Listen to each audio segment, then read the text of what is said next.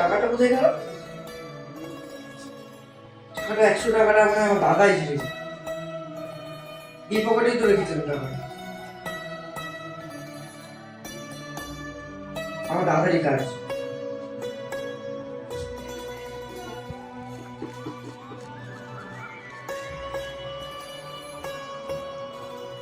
দাদা তুই আমার পকেট 100 টাকা চুরি করেছি, 100 টাকা দে।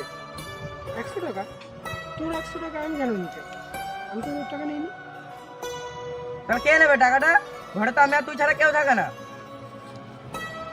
বিশ্বাস কর ভাই, আমি নিইনি টাকাটা। দিয়ে দিলে তো সৎ ভাইয়ের পরিচয়টা। আজকে থেকে তুই আর ঘরে ঢুকবি না। ঘরে ঢুকলে হাত ভেঙে রেখে দেবো।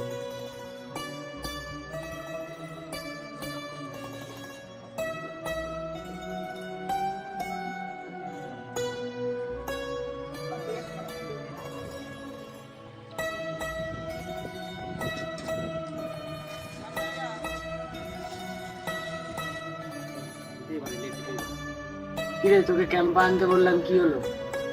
কি করে আনবো? পকেটে 100 টাকা ছিল, দাদা ঝেড়ে দিই। তার রাগ করে দাদাকে ঘর থেকে বের করে দিই।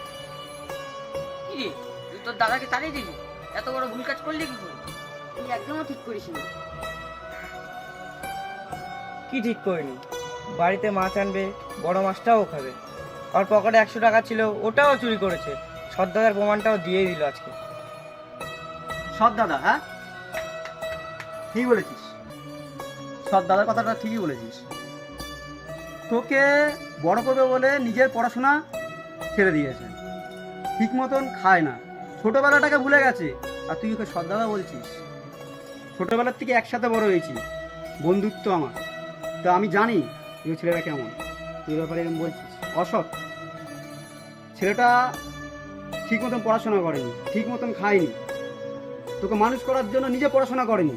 আর আজকে তুই ওকে বলছিস সৎ দাদা, পরিচয় দিচ্ছিস তুই। এটা তুই কিন্তু ঠিক করলি না। সব ভুলে গেছিস পুরনো দিনগুলো। তোর জন্য কি করেছে? জোগালি খেটেছে, জাল টেনেছে, মাঠের জমিতে কাজ করেছে, পরের বাড়িতে বাসন পর্যন্ত মেজেছে। আর তুই তো অসৎ বলছিস সৎ দাদা। তুই এটা ঠিক করিস নি। তুই কিন্তু ভুল করেছিস ভাই, ভেবে দেখ, তুই কিন্তু ভুল করেছিস, একদম ঠিক করিস নি। ও খুব কষ্ট আছে, ঠিক আছে? এটা কিন্তু ঠিক করলি না।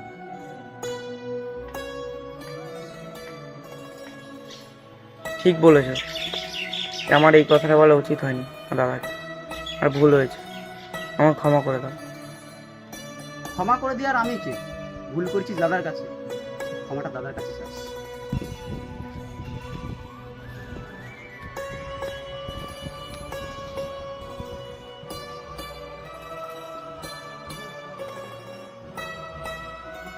ওই তো দাদা।